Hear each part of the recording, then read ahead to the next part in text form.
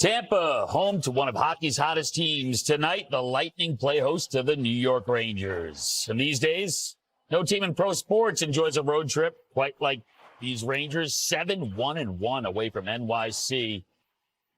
Oh, tonight we're all on Igor time, guys. Ready to go. Andrei Vasilevsky, calm, casual. I like it. Nikita Kucherov, he's here. And, oh, how do you do, fellow kids? Casual. Did he bring a skateboard, too?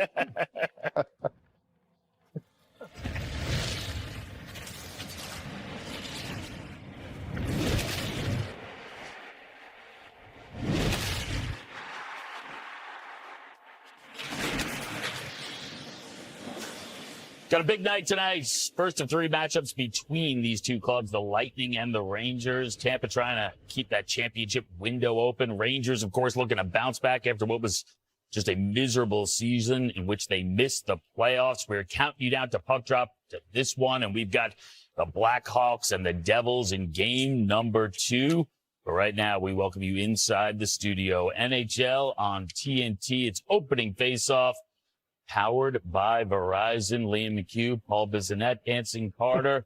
Hey, guys. Wayne Gretzky. You bumped Wayne to the other side here, which seems like kind of a power move. Well, I got a kink in my neck from kind of doing the double look. No, he was in the fifth line before. You're in the first line over here now where you should be. Yeah, I got away from. Was this your request, basically, to get as far away from him? Yeah. No, Miz, I love sitting beside you. Oh, thank you. Well, Thought maybe it was my deodorant or something. I've just gotten used to it at this point. Yeah. No. I like the pink shirt, though. Thank you. Looking good, buddy. Yeah, just anything to take the focus off my head. It matches your hockey fights cancer. I like it. It does. It's nice. Very strong. Very strong. We had a back-to-back. We had doubleheader last night. Yeah, it was awesome. Doubleheader tonight, back-to-back. I just want to make sure you guys are in full playoff shape, even though we're in November. But from what I've been told, you guys in fantastic shape, ready to go. Been working out. Here you are, the tie bow. We did it in the sauna this afternoon at the hotel. Shaq was teaching the class? It was a little tight in there. I'm not going to ever live that one down. Chuck kicks me in the head. The year I scored 92 goals, I did 7 sit-ups, and then I started doing Tai Bo, and I did 125 sit-ups at camp, and I got 9 goals. What does that tell you about sit-ups? Not advice for the kids at home. Exactly. It's a new NHL, but, you know. All the personal trainers out there just air punching right now. So many lessons. Stats for losers, working out. Also for losers. I used to tell them, how many sit-ups did I do last year? He'd say 6. They say, mark me down for 7.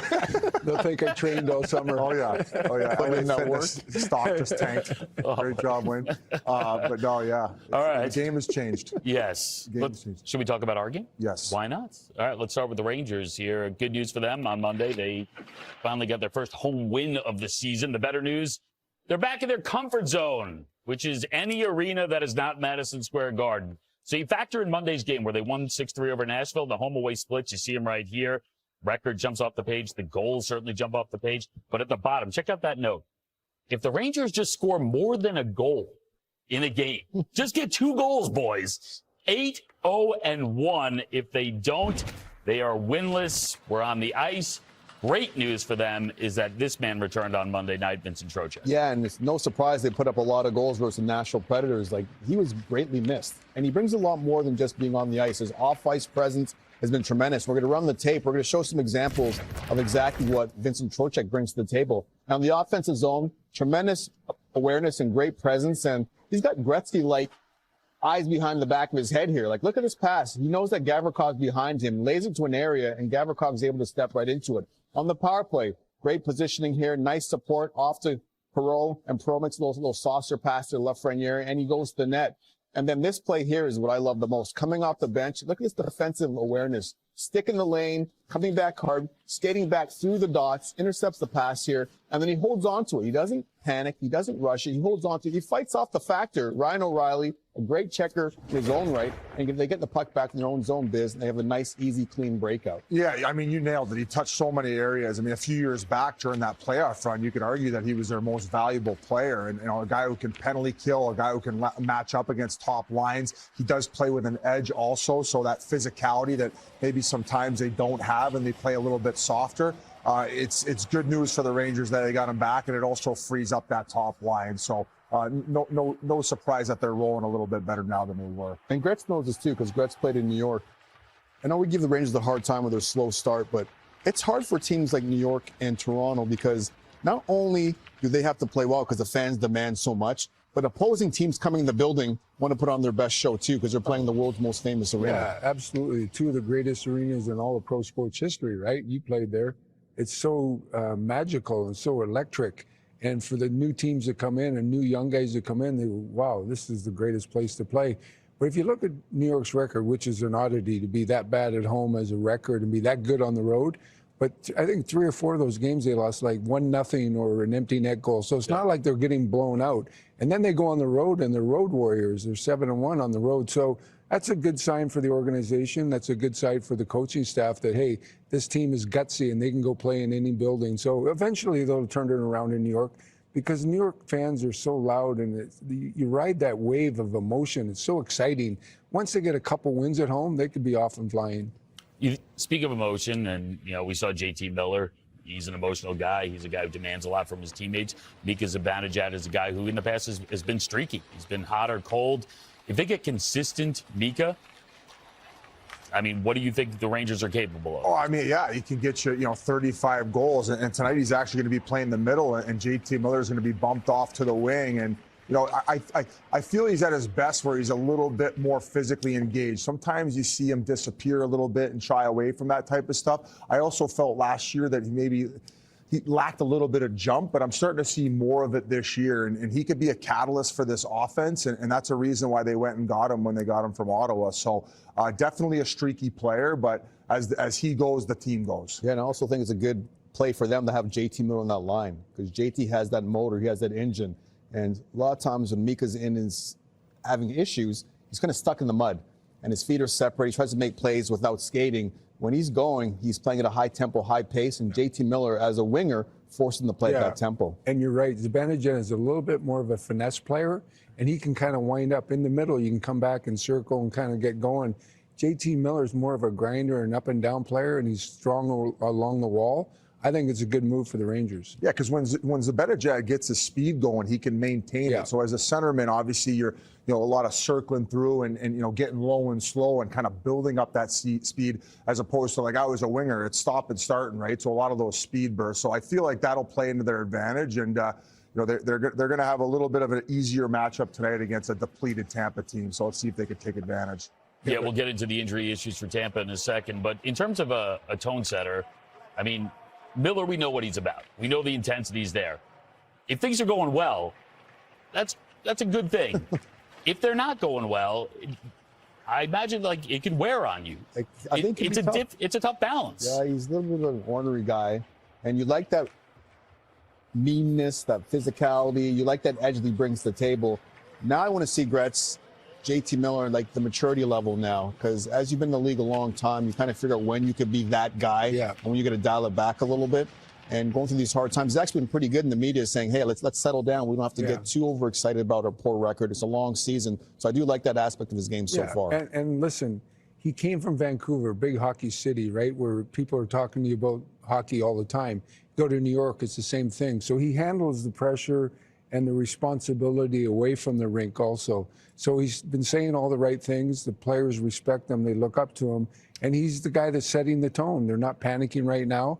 And I really think they're going to turn their season around. I really think that when you're 7-1 on the road, something's right. And they got a really good goaltender. That wins you a lot of Coach of the Year awards. Did you ever play with a guy who was maybe in some cases a little too intense where, I mean, obviously you're always a leader and part of the leadership group on any team you played on where maybe you had to pull a guy aside and say, hey, I think we kind of got to tone her down, be a little bit more even keel. No, I don't think I ever had a guy like that because, each guy has to ride their emotion.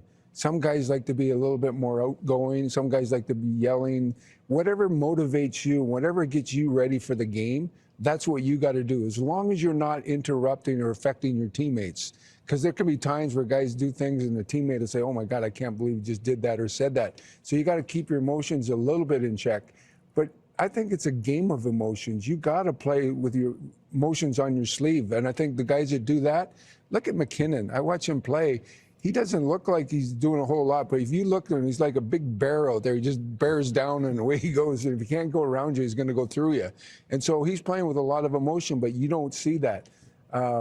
But so each and every guy is different. You got to keep it in check and not affect your teammates that you're playing with. And you were that guy too. Remember back in the day, I would talk about playing with you. Yeah. And what was that like? And you might not have been a raw guy, which I'm not going to slash a guy over the head, but he would tell me that Gretz had this quiet intensity about him, this fire that burns so deep that if you got one goal, you're trying to get 4 or 5. You can smell chum in the water. Trust me, I like getting those cookies. I didn't stop.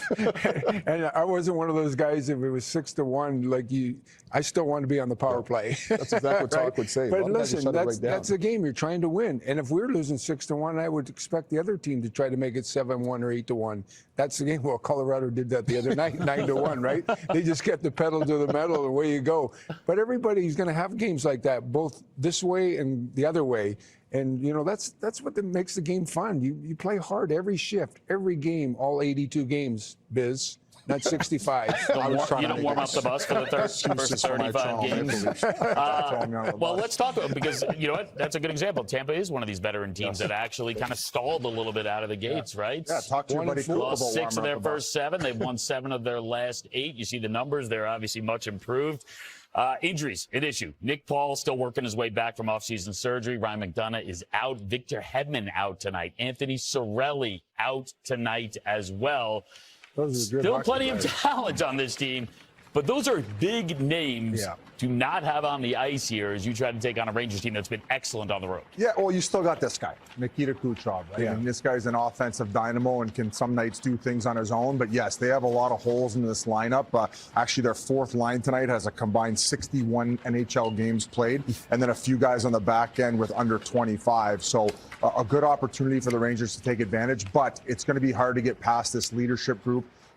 Braden Point, we're looking at him right now, has a little bit of a slow start, uncharacteristic of him. I expect him to elevate his play in the absence of these big names in their lineup. Braden Point, only the 3 goals. He had the highest shooting percentage in the NHL last year. We got both coaches are going to be coaching their respective Olympic teams, and this guy, he was on that 4 Nations team. Anson, you like Hagel to be on that Olympic team this year? It's going to be tough, but I think because Coach Cooper knows who he is, I think that's going to help. Also, the fact that he was on that 4 Nations team, too, so he knows the players around him. When you come together quickly, and Gretz, you put together a gold medal winning Olympic team. That's so important. Like, in a short period of time, and you don't have time to have guys feel each other out. You need to be on the same page right away. And the fact that Hagel played in the 4 Nations and played well, I think there's a lot of value that he adds. Absolutely. And listen, there's 2 factors here. One, the coach trusts him, and he knows what he can bring to the group and what he can bring to the hockey club. And secondly, he knows that he knows the system that Coop wants to play. So if you get as many guys as you can that don't have to think about it, just do it. It happens naturally for them. The more guys you have like that, the more guys that can follow a guy like him. So I look for him to be on the hockey club, no question. He's a great playoff player. He's a good penalty killer. He was part of 4 Nations. I anticipate him being on the team for sure. And another opportunity for Vasilevsky to continue what he's been doing this year, right? He's starting to look more and more like himself. I don't think they have a chance of winning a Stanley Cup unless we see the Vasilevsky of the past, So if these numbers continue, they're going to be trending in the right direction. I feel really good about my prediction that you said they're not going to win the Stanley Cup. Now you feel, yeah, so do I. I have the being that you're 0-5. Yes. A guy who knows about winning the Stanley Cup with Tampa Lightning joins us right now as we go on the ice, powered by Verizon, bringing Yanni Gourde. Yanni, thanks so much for joining us. Your team's in a great run of play right now. Won 7 of the last 8. You've been stingy on defense, but you're dealing with some serious injuries with Hedman out, obviously Cirelli out, McDonough out. What's the message to the team going into tonight? Next man up mentality. I think that's how we got to approach this game. We got to play smart and obviously contain their offense. We know how much they can create offense on the opposite team. So manage the puck and do the right things. Hey Yanni, Wayne Gretzky here, 2-time Stanley Cup champion. Congratulations. I was curious. You played for Coop years ago. I can't. You went to Seattle, guys. and now you're back in Tampa Bay. Oh, Jesus. Sabotaged. I broke the microphone. Technical problem. I think this is after the Coop interview we did last week that he's out there pulling the plug. I think so. I think we're going to find out this that he's seems back fishy. there. They don't John really- Cooper pulled the plug on that. That Coop doesn't realize I got feelings. Is he back? He's back. Okay, let's try this again. Hey, Yanni, sorry about that. Did you Wayne just not Gretzky. want to talk to Wayne Gretzky? Is that what happened here? That's okay. No, Happens all the no. time. Don't worry about it. No, I was just saying, two-time Stanley Cup champion. You played for Coop, then you went to Seattle. Now you're back, very comfortable back in Tampa Bay. Do you notice a difference in John Cooper's coaching style now compared to years ago? I mean, it's very similar. I think, yeah, it's very similar. He loves giving guys roles and taking a lot of pride in doing that for him. Obviously, he's a great coach, and it's so fun to play for him. Yanni, it's Ace. You won a Stanley Cup with Cooch. You went away. Now you're coming back and playing with him. What is it like having that front row seat, watching him work his magic day in and day out? Okay, I missed the first part of that question. So who were you talking about now? I was asking about Kucherov. You It's played bad. with him. You won a Stanley Cup with yeah. Kucherov, and you went to Yeah. Seattle. Now you're back again in Tampa Bay. So you face him as an opponent. You're seeing him as a teammate again. What's it like seeing him on a day-to-day basis working that magic? He's amazing, and honestly, his work ethic is off the chart. He's such a workhorse in practice, and you can see why he's that great. And obviously, like the play he's making, you can't never sleep on any play. You always think, oh, he might be out of option here, but he always finds the open man, and he finds a way out of there. And it's amazing to watch. And playing against him was it's the hardest thing, honestly. Yanni, I'm going to set this one out. Yeah. You just said no biz tonight. I was hoping. I'm getting it from everywhere. Yanni, thanks, man. Appreciate you staying with us through the technical issues. Have a great game tonight. Good luck, Yanni. Thank you, guys. He had the perfect out, though. If you asked a question, he'd be like, I can't hear it. Just ignore this guy like everybody else. I think there are people at home taking notes. Yeah. No, Coop was telling me he has a son that's a pretty good hockey player. Yep. In June, he was already skating with Kucherov. Kucherov skates 5 days a week working on drills, which is amazing, all summer long. In June. Yeah, that's how. Were you doing that? No. We're still in the finals. Okay, that's a flex. Yeah. Oh, Wayno's on his A game tonight. That was a layup.